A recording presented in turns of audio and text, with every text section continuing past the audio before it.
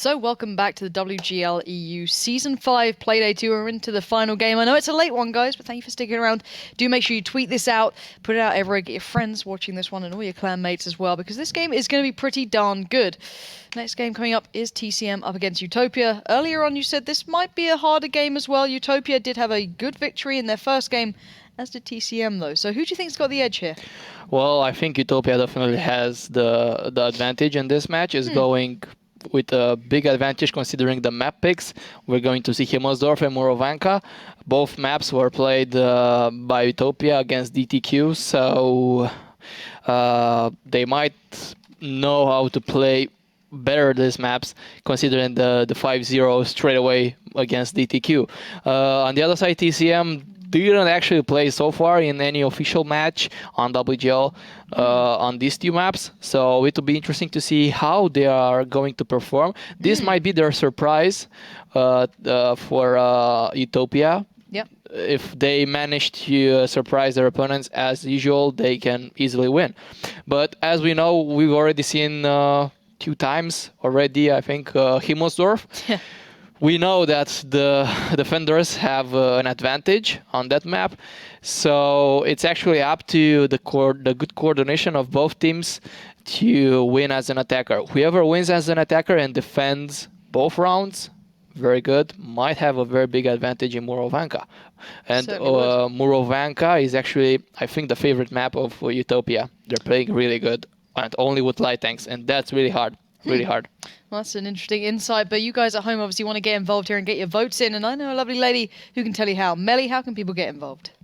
Really easy. Just head over to facebook.com/WGLEU and then press the little team vote button right above the timeline, and then you get forwarded to a page where you can vote for your favorite team and then leave your predictions for this match. You have to predict the exact scoreline of this matchup, and then you maybe get lucky and win one of 5 bonus codes. The other way of participating is heading over to Twitter, of course following us on Twitter at @TwitterWGLEU, and by using the hashtag WGLEU to share everything what's on your mind. If it's predictions, if it's, I don't know, a comment on a nice play or a strategy you haven't seen, just head over to Twitter, tweet us by using that very hashtag, and then you maybe get rewarded as one of the 5 tweets of the day. So that's another way of getting involved and maybe winning a bonus code. Of course, then you should follow our Twitch channel by clicking the little button below. Excuse me.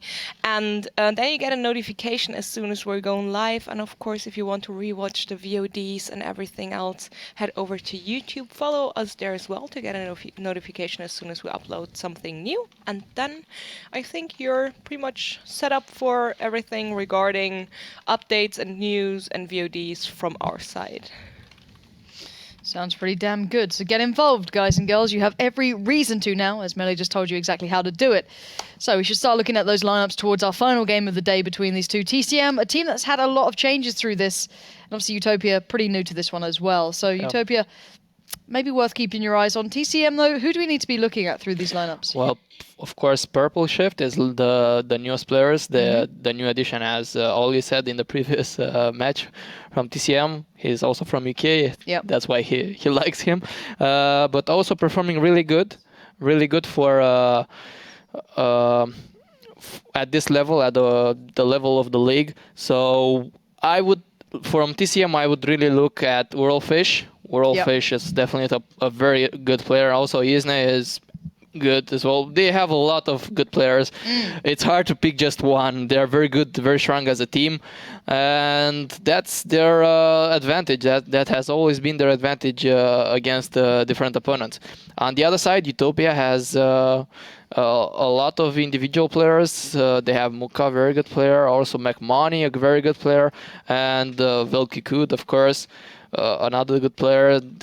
They have many individuals, and they are shooting very well. They are connecting all the time, almost all of their shells, and they only lack sometimes some team play, but against DTQ they didn't. So it will be interesting to see how they will perform against TCM, a much more stronger team.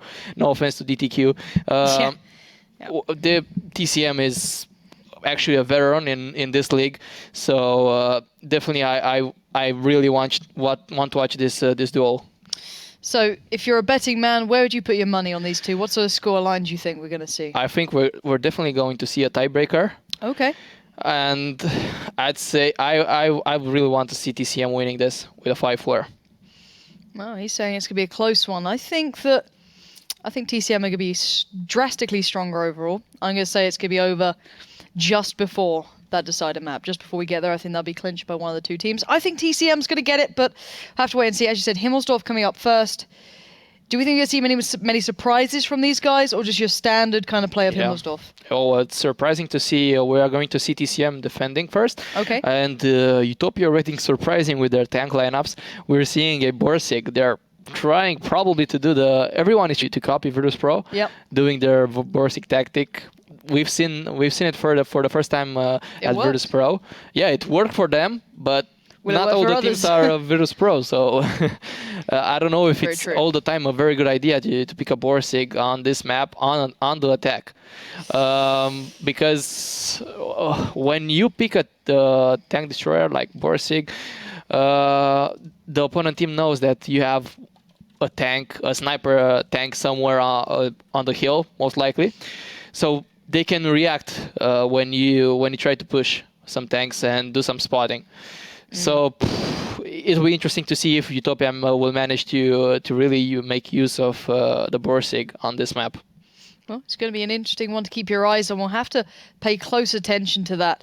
And it did work very well for Virtus Pro, as you said before, but it doesn't always quite work as well when other teams try and pick up strategies that mostly work with such a high-class team such as Virtus Pro. So first map being Himmelsdorf, I can expect to see the defending sides mostly picking up both of the defending points, and then obviously it'd be 2-2. So I wouldn't be too surprised seeing this tied up at all even. But then I think maybe TCM will break ahead in the next map. But still, it's quite a hard one to call. It will be very hard for TCM to break Utopia Murovanka. They are really good. Really good. They have very good tactics. A very agile tank lineup. They're all the time using light tanks. So if Utopia manages to get some rounds ahead of TCM, then it will be very hard for them to recover. At this point, TCM just really needs to win Himmelsdorf, at least 3-1, to stand a chance on Murovanka against Utopia. Well, let's find out if they can do that job indeed. The teams are almost ready. We are now seconds away from getting into this one. And as you said, TCM really do need to pick up those wins early on if they want a clear-cut victory in this. Utopia are very strong on the Murovanka map, which will be second. So TCM want to go in with an advantage of maybe 3-1. And 2-2 probably won't cut the mustard, I feel. So tank lineup-wise, any surprises that we need to keep our eyes on? Who's playing the important tanks here? Oh, well, the important tank now is the Borsig on the attack side, played by Muka. Bichu and Poromako playing the 5100 as always. And the other side, we are seeing a lot of 5100s for TCM. 5100 is starting to be a lot common, but a pretty uncommon 2 ISs. 2 ISs for TCM, no T29, which will be interesting to see where they are going to position the IS. But looking at what TCM is doing right now, they know that their opponents will go for the hill with the Borsig, and they're playing it very offensive. Very offensive. This is something that I've never seen so far from the defenders on Himmelsdorf.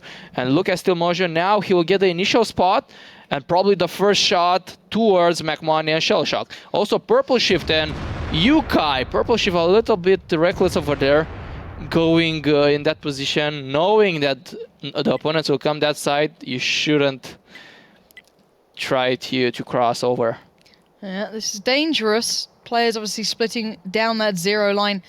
Could possibly catch out Purple Shift or Yukai, but they should be able to expect this.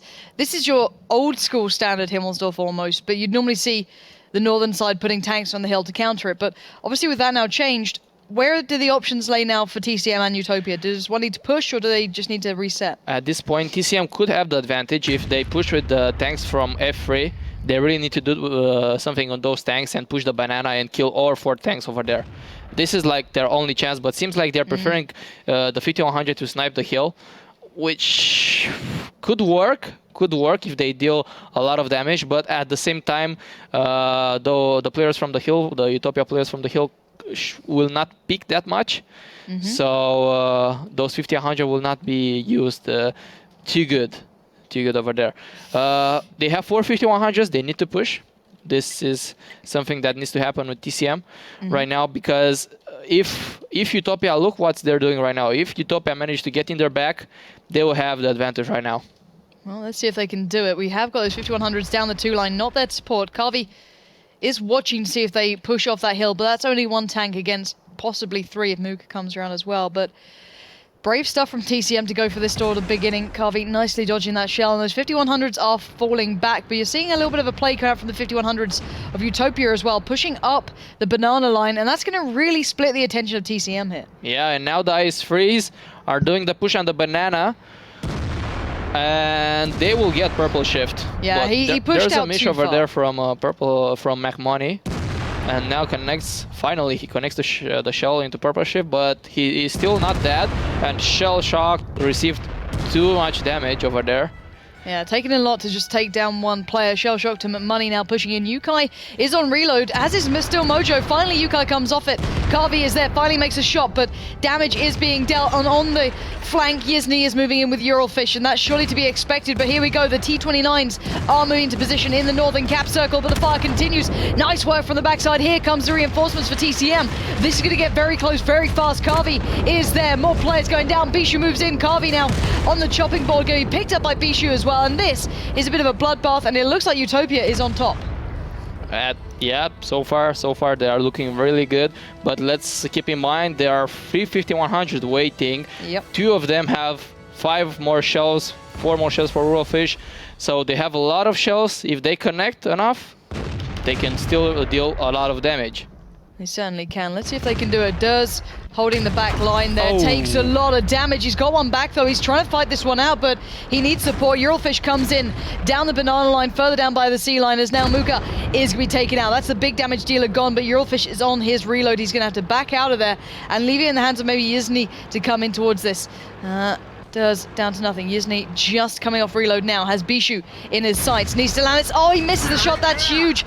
Now, well, can get some shells in. Yizny not having the luck here. Trying to buy more time, trying to do the damage while they're on reload, as Bishu will be coming off it very soon. They still have an advantage over here to TCM. Having a lot of 50-100 is good, but Isne is alone in this area. And over there's a Nictar is also low HP, and he's coming to support his teammate, but might be too late. Euralfish is too far away from the battle, even though he wasn't reloading. He should have been here supporting his teammates. Isne will go down for sure right now. And yeah, there he goes, and Derzing might follow. At this point, they have to play together. They are too spread away. And look at Utopia what's doing. They have 3 tanks all together, and seeing TCM, it's not the case for them. Yeah, Euralfish has to do something special here if they want to get this one. I think they're sending off Durs, maybe to try and stay alive if Euralfish can stop this cap going down, though he gets caught, chooses to remove the base trash rather than going for the shot. Initially, Bishu comes in, Papa's there. I don't think he's going to be able to survive this one. Papa moving around, going to get the shot off very soon. Bishu as well, and there we go. Euralfish goes down, and the clock is certainly against them. Durs will have to land something phenomenal, and he's nowhere near. No, he's just running away. 120 seconds to cap the base with 1 tank. Now there are 3 tanks. They could actually do it. They will do it actually. There's an Nictar needs to reset once. Don't think he's able to. I'm surprised he ran so far away. The base is going to be captured by Utopia. They are firmly taking the lead here, and especially on the attacking side, that is very impressive stuff. Picking up 1 win on the attack was going to be pretty much the deal sealed, in my opinion. And, well, doesn't land the shot on the cross. So Utopia picking up the 1st win. Nicely done. Amazing win, actually, but let's consider that they took advantage of the positioning from TCM. Very aggressive positioning. They tried something, but they lacked coordination. Unfortunately, this is something that it's problematic for all teams. I liked the idea they wanted to try to do. It's not yet over. There are still 3 rounds from this map, so I still see them winning this map. I think Utopia is certainly on the right path for doing this, though. Picking up a win on the first attack, that's something we don't see. Normally, if a side's going to win on the attacking side, it's on their second try once they work out how the team's going to be playing on the defending side itself. So, very surprised to see that coming through. Something that TCM really should have stopped there. What really went wrong for TCM in that one? Well, they waited for the 5100 from the hill to come down, and no, there were two 29s, sorry, on the hill. They waited for them. T29s are slow tanks. They spent too much time thinking, what can we do? Should we wait for our opponents to attack? And the 51, when they had a clear chance with those 5100 that were positioned to snipe the hill, I think that's the moment when they actually lost the battle, because if they had made use of those 5100s a lot better and get in their back, they could have pushed the banana and kill over 4 tanks, having the advantage of 7 tanks. That was their mistake, in my opinion. Plus, waiting too much for the opponent to make their decision. That's never good. Yeah, we'll be going... especially when you try to go on the offense, being as defender. So hopefully your predictions are a little bit shaken now. I would have said TCM would have picked that one up. So I'd have given them probably the first map under their belt, and then it's down to opinion. But that's probably shaking things around here, because Utopia picking up one of the attacking sides is something very surprising to most of our eyes, especially as the first opening move. So battle number 1 is theirs. Now we can get underway in battle number 2. So teams are, I believe, ready. It'll be on the same side. So Utopia is still on attack and TCM is still on defense. And TCM needs to win this defending side. Otherwise, they're going in with a huge disadvantage to the second half here on the first map. And we are underway in game. So let's have a little look towards this one and see what we're getting so far. Well, we have a small tank lineup change for TCM. They are now using a T32. Okay, and only 3 5100. Why would you pick that up instead of, I guess, was it an IS-3 that Stillmojo was in before? No, they had a 5100. Okay. They had 4 5100, and now they picked a T32 mainly because they want to use it in A4, a very good hold down position. But still, they are going very aggressive with the 5100. Look at how aggressive they are playing, and this is a very risky move. If the 5100s are spotted, then they'll lose it. They'll lose them. If they are spotted, the 5100 are spotted, they just need to fire all their shells. If they manage to do that, then they can die without any problem, because they dealt 1.8k damage, which is decent for a sacrifice like that. Dealing 1.8 per tank per 5100 means over 3.5k damage, which means at least 2 tanks killed. Well, let's see if that becomes the case. As we said, Utopia are on attack. They like to be quite aggressive with this. However, last time TCM did meet them down that A line, and they made some errors. Purple Shift went down so quickly. And let's see what they can do now. McMoney and Shellshocked moving, and they might get a little surprised here by Kavi, Dajnikta, and Yizny, who are just waiting around here. They're not going for the aggression, but they might be able to catch maybe Shellshocked out if he goes to the wrong spot. They don't have anyone quickly working down that 0 line just yet, so we'll have to wait and see how this one comes through. A couple of shells coming out. Muka just making some, nothing connecting though. As so far, Utopia taking it slowly. Yeah, well, they had the advantage. They saw actually, they didn't know that TCM went very aggressive. So now the T29s might be surprised right now. Let's look over here. Yeah, well, it does come round. Yizny and Co will be waiting. He spots them. 2 shells connect. Not by much either. Actually, there's the damage coming in. So he has to back away, taken down very low, 242 HP. You have to reload and maybe consider his options now, because TCM have the early advantage. His teammate behind him, luckily soaking that shell up. And now Utopia needs to do something about it. They are just trying to connect as many shells as possible. Well, they're doing good. Durs and Kavi are pretty low already, so not exactly bad. McMoney expecting to land a very hard shot there just on the cross between, but we are seeing the rotate down towards the southwest from the IS-3 and the 5100, forcing Potomako to move in towards the rest of his team, play a little closer to that cap point, as Yukai and Stillmojo will come around and try and catch 2 off guard. Didn't expect Shellshock though. as Yukai gets 2 now receiving. If he gets 2 more, he'll be done for. There's the first. Shellshock might deliver. It's Potomako to deliver. But now he's in a bit of trouble now. Still Mojo comes in. Shellshock blocking him off. But round the backside, Euroffish is there. Purple Shift gets in as well. There goes Potomako. But 5 for 5 doing 1k damage. Not bad overall. But at the end of it, who's really in the lead here? Well, I couldn't say. I would say Utopia is in the lead. But now they have 2 tanks advantage right now. And that didn't work out well for TCM. They are once again backing off, running as far as possible, but they have slow tanks like the T-32, so leaving tanks unsupported, that might not be the best idea. No, definitely not. And now just Purple Shift and Yizny alive, and Purple Shift gets caught, gets tracked. The cap is beginning. Utopia are very much on the verge of picking up 2 attacking sides here, which is quite rare. We haven't seen that done before, not for a long time at least, not by 2 teams of equal skill. As Utopia are still quite new to this league, let's bear in mind. They haven't come in as a team expected to beat familiar faces such as TCM, even though TCM have had quite the roster change. You'd argue TCM are still the team you'd put your money on. But Yizny now left in a 1v7. Probably not the best. 1v6, yeah. Yeah, not the best situation to be in. And he knows that. The base has been captured. Utopia pick up a double attacking win now. That is very impressive. It is. It definitely is. I didn't expect this. And I didn't expect TCM to play so aggressive. Yeah. What were they tried? I know what they're thinking. They tried to surprise their opponents, but seeing what they did in the previous round, wasn't great. Going the T22s, T29s on the hill with a Borsig. That's common attack with a Borsig. Everyone should expect that. So what the problem was, okay, they expected the T29s to come over there. They didn't expect the T29s to be so cautious when they went out from that building.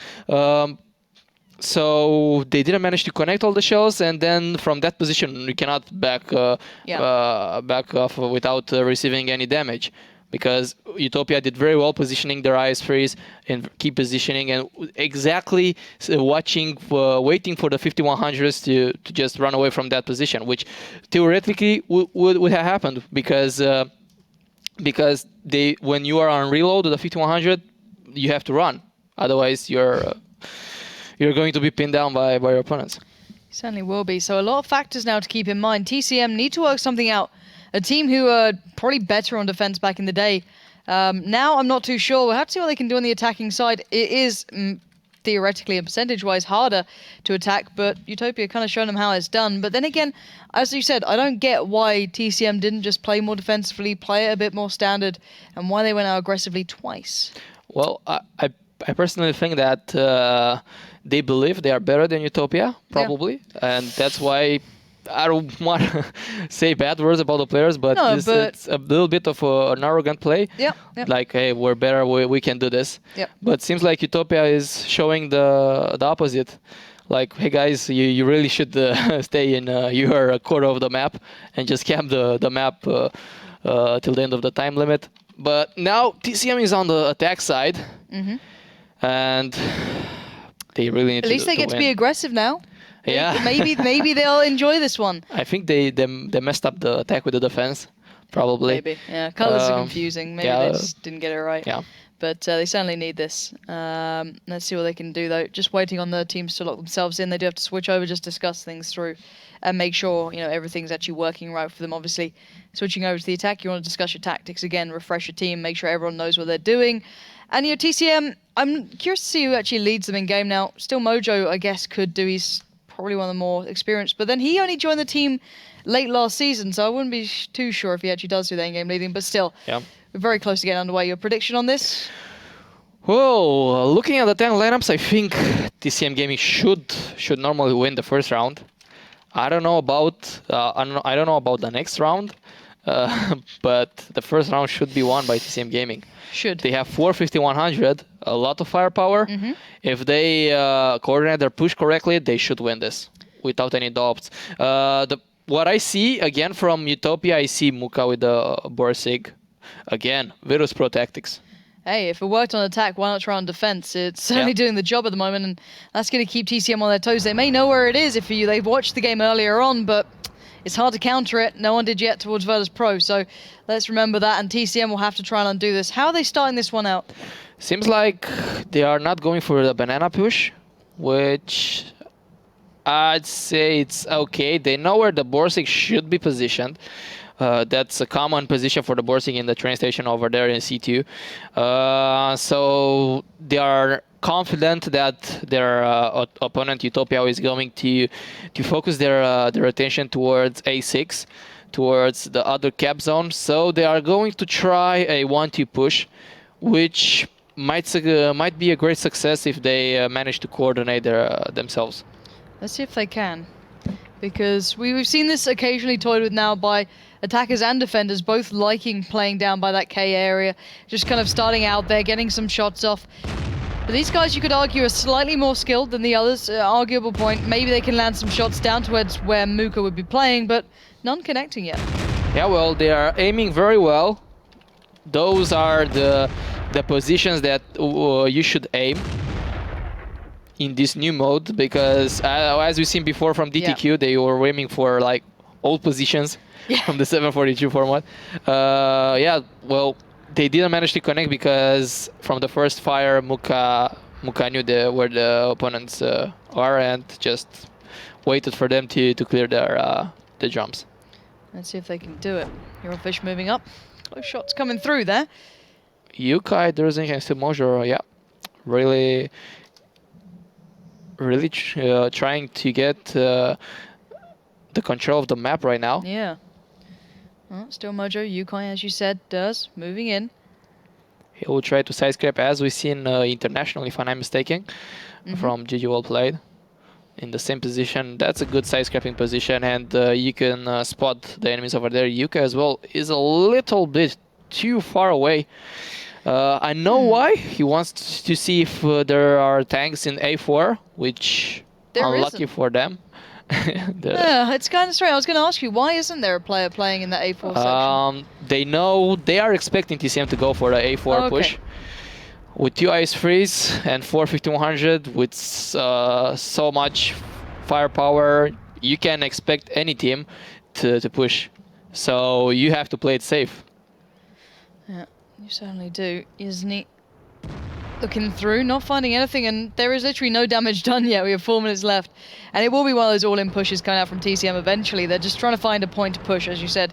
And for once we're seeing that T29 in position. We didn't see that last time. Was that Virtus Pro who didn't have one there? Yeah, Virtus Pro and also DTQ. Yeah, I think they eventually put someone there, but it wasn't from the very start, if at all. So a little bit of a difference here. We are seeing probably a 3-2, 3-3 split coming out from TCM. Yeah, 3-3-1 split with a 5100 World Fish, I think he is. He's all by himself right there. You still Mojo and putting some pressure on the cap zone. Very good positioning from here.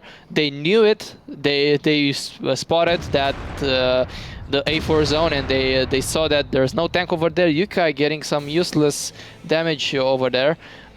He shouldn't have picked over there. He had just to wait to see if the opponents are coming for him. Looking at the position from TCM, if Utopia is going for the decap, then we will see a push from TCM from D4, definitely. Well, this is a nice plan made by TCM. This might work out. 64 seconds on the cap. Still Mojo is in there, as is Yukai, I think, in and out on occasion. But let's see what Utopia can do to stop this. They're going to have to make a counter move soon. Yeah, Shell Shock receiving too much damage over here. And Poromako now trying to peek to see, and also beat you. Look at this, what's happening. What I forgot to say is that Velkikud was driving a Tiger 1, and now the reset by Velkikud. Amazing reset. Very nicely done, keeping them in this game. Another one comes out from Shell Shock. They're going to have to make a move soon, though. There are still those 5100s waiting around the corner. So you got to be careful. There's a lot of tanks still on the board here. What's bothering me is that there's no reaction over here from those 3 tanks. This is like the moment 4 tanks are concentrated on your 3 tanks. So Move in, yeah. then you could actually do something about this. You could, I don't know, maybe focus back money over there. With TCM at this point, they should know the positioning from Utopia. But now Bichu just left that position. He's not that far away, but still, you could take advantage of these small things, which can influence the result of the battle. And now it looks 4 like they are. tanks push. Yeah, they're making the most of this, knowing that the other side just about started to push, leaving the others to deal with it, trying to take down these 3 tanks here. 4v3, they have the overmatch. They need to get the shells counting more than anything, and wicked Bishu, Potomako moving in, still Mojo, still getting the cap on, but the exchange 1-for-1. Bishu comes around now. They need to get Carvey down quickly. Can't afford to make this a slow cap, or decap should I say, as the rest of the 5100s are moving in and applying pressure to the rest of Utopia. Oh, this went so bad for Utopia. That was an unnecessary push. Unnecessary push, and look what's happening now. They will be pinned down one by one by TCM. They are going exactly in the trap as we're looking at the free line. 35100s just waiting, reloading and waiting. Let's see where you go, guys. Well, cap time is going to be of the essence as well.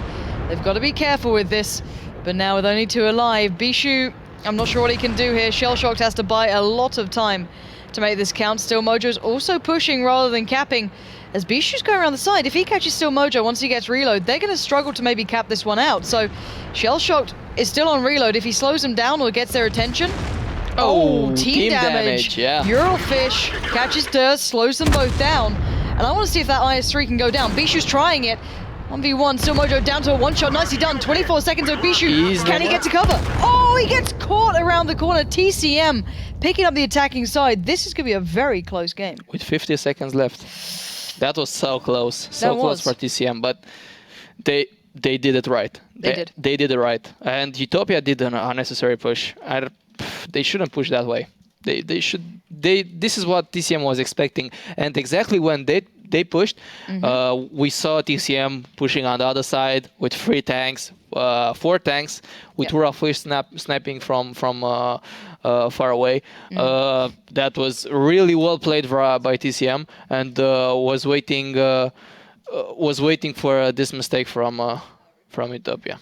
Yeah, certainly worth punishing. So now 2-1.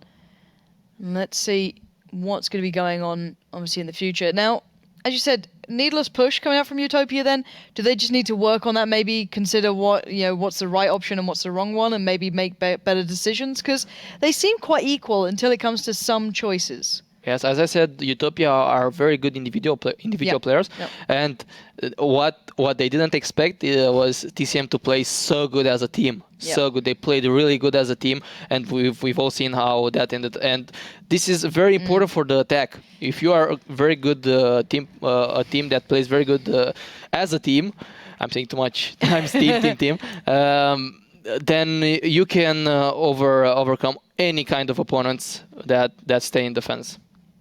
Well, it was really smart. Yeah, it was. It was very nicely done. So 2-1 overall.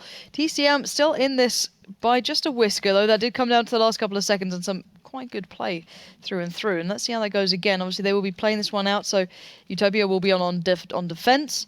On the attacking side, once more, it'll be TCM going into this one. TCM with quite nicely done tactics, you've got to put it that way, showing their experience as a team. They have been together a touch longer, only a few roster changes that came in during the season break, in comparison to Utopia, who made a lot of changes, a lot of good individual players, but sometimes I guess that teamwork does just slightly fall down. But hopefully coming into their second try on attack for TCM and second try for the defense for Utopia, they can smooth out those issues. We can see a damn good game. So guys, get those thoughts through to us using that hashtag WGLEU and let us know how you feel this game's going down, because I think this could be a close one. I think we are going to be here for quite the late night, so send some coffee over towards the Turtle Studios. It'll be very well appreciated, and we'll get this one started nice and quickly. Yeah, well, I'm eager to see. I'm very eager to see how this will end, mainly because I'm thinking that TCM will do the same as they did. Probably we'll see a tank in A4 right now, something that was missing in the round from Utopia. And yep, TCM is already doing the same thing like they did in the previous round. What needs to be changed is how Utopia is positioning their tanks. Yeah, it does all come down towards that. It's not TCM's real need to adapt. It is Utopia's, as you said, and I was surprised at the lack of really any presence down that 2 line as well. The tanking hands of Muka didn't really do much damage that I thought it might do. Last time we saw him doing really, a lot on the attacking side, but not so much on the defensive side. Do you think they maybe could hold down that 1 to 3 line a little better, maybe, or? Yeah, well, Muka had to face a very good player from TCM, Whirlfish, which outplayed him so good, so good. Your Whirlfish is one of the best players from TCM, and we seen him at the last season finals, really stepping up for his team when his team was playing not that good. He was still the MVP of the team.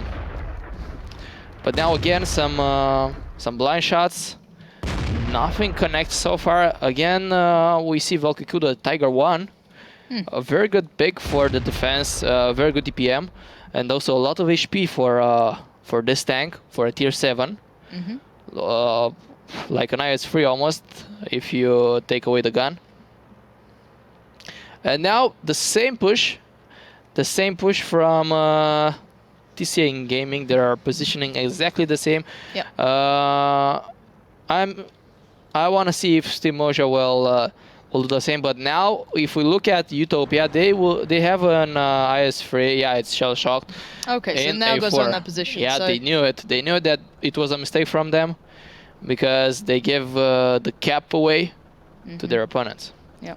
Still Mojo does look like he's going to the same position as well. Yukai moving up now to assist him in this. So let's see if they can do it again.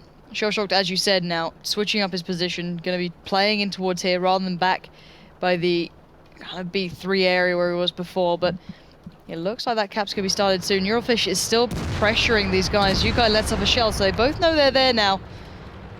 But I'm not sure how much that's going to affect it. At this point, Utopia should know that TCM is playing in the same position. We see... Oh, Yukai got punished for that pick. Got punished for that pick, and he didn't manage to connect any shell. Still, Mojo might be punished for this position over here. Why is he that far out? Is he trying to draw the fire from shell shocked, or just? I think so, but still, this is. I think he's counting on the spotting range from the IS-3. He knows that hey, it's no way. There's no way he could spot me without me shooting. And that's exactly what happened. He was not spotted over there. Now they are backing away. They know they have one tank in A4 and IS-3, which will rotate pretty hard if they push on the other side. And this is something that they might consider at one point. But the second option for them will be to make an A4 push at this point.